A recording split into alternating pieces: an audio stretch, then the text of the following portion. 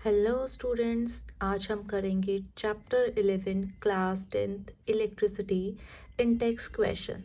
तो आइए शुरू करते हैं। First question, page number 172।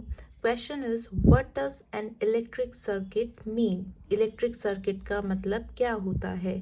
तो इलेक्ट्रिक सर्किट एक कॉन्टिन्यूस क्लोज्ड पाथ होता है जिसके अंदर करंट फ्लो करता है, उसे हम बोलते हैं इलेक्ट्रिक सर्किट। इलेक्ट्रिक सर्किट के अंदर हम अलग अलग कंपोनेंट यूज़ करते हैं। यहाँ पे एक हमने सेल यूज़ किया है। This is battery. Combination of two और more cell is known as battery.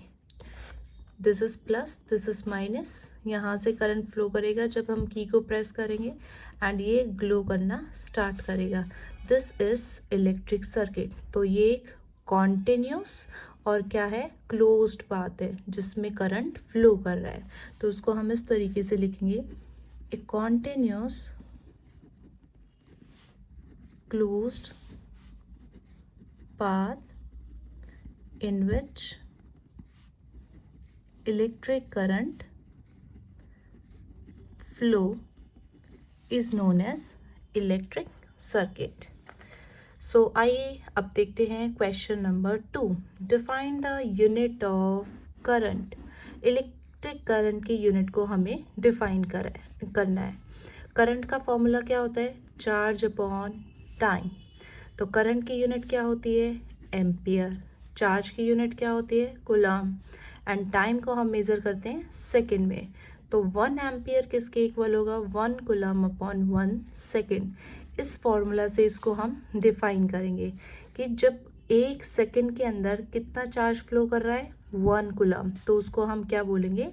1 ampere. चलो अब इसको देखते हैं कैसे लिखते हैं। It is said to be when 1 coulomb charge flow in 1 second is known as 1 ampere, or we can say that unit of current. Now third question is calculate the number of electron constituting 1 coulomb of charge. तो यहाँ पे हमें charge कितना दिया है? 1 coulomb.